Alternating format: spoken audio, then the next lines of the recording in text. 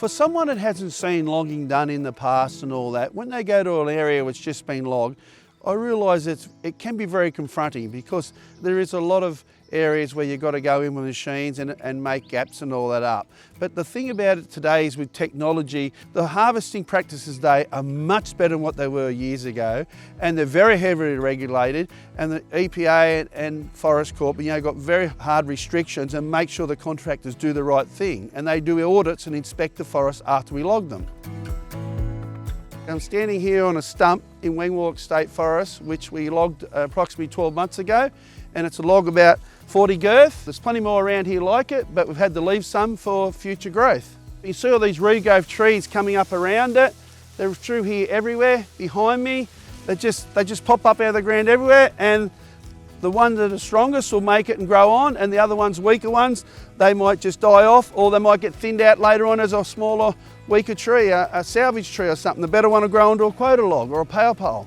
And it's just hard to believe in 12 months the amount of regrowth it's got coming up through the bush, and the amount of trees that actually get left today, habitat for the animals or the seed regrowth, all the young timber. See all these younger trees here?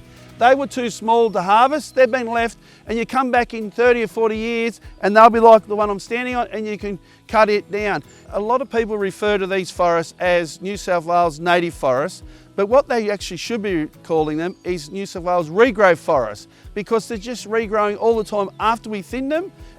There's a lot of people out there have concerns that when we're logging native forests, they think that we're out there logging old growth forests, or forests haven't been logged before. There's stumps all around me here that were 30 or 40 years ago they've been logged, and they think that we clear fall the forest. As you can see, there's not even, we would have only taken 10 or 20% of the trees out of this area here. There's so much younger timber left to grow on that we can come back and log in 30 or 40 years time.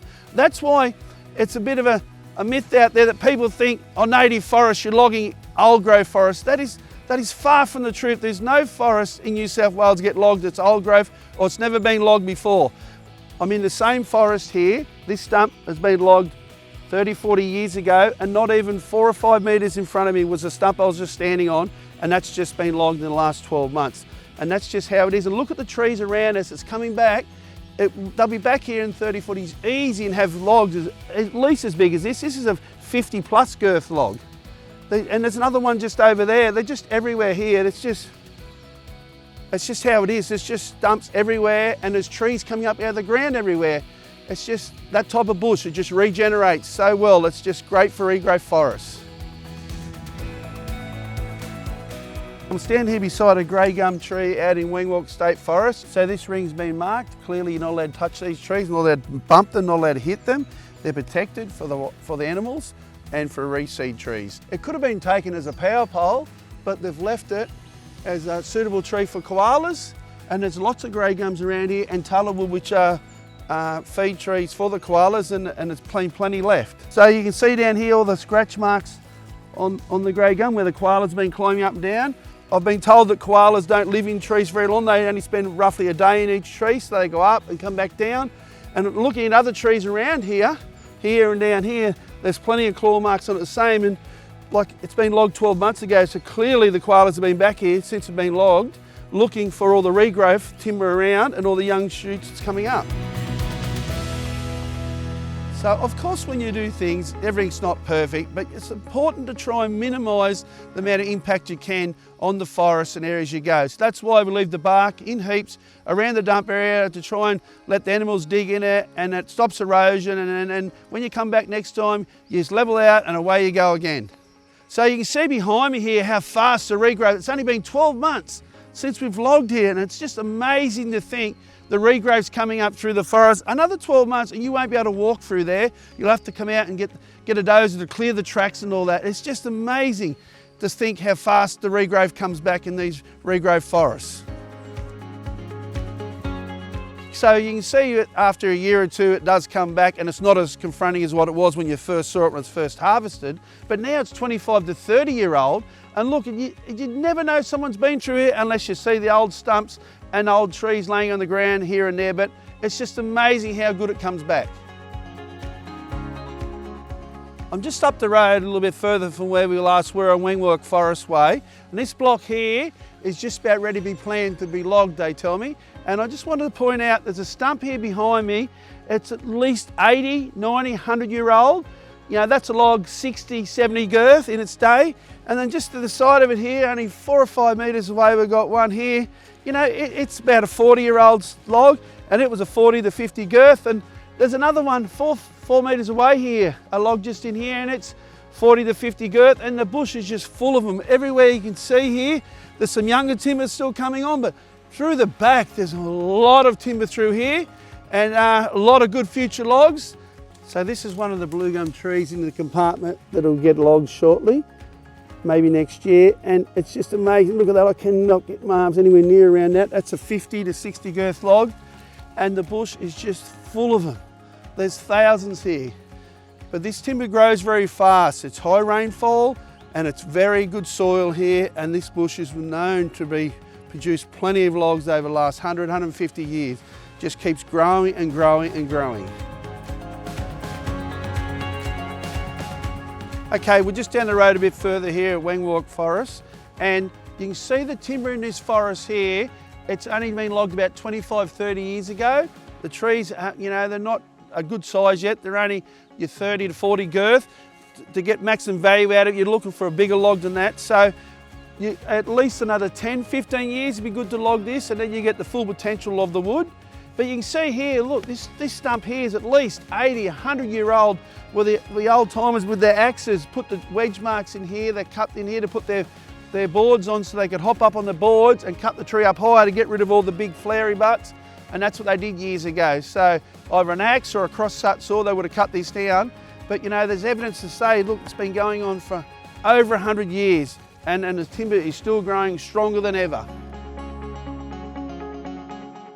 Here we are, we're in Moore Lakes National Park now. Used to be State Forest, only 10 minutes up the road and across where we were in Wengwalk State Forest.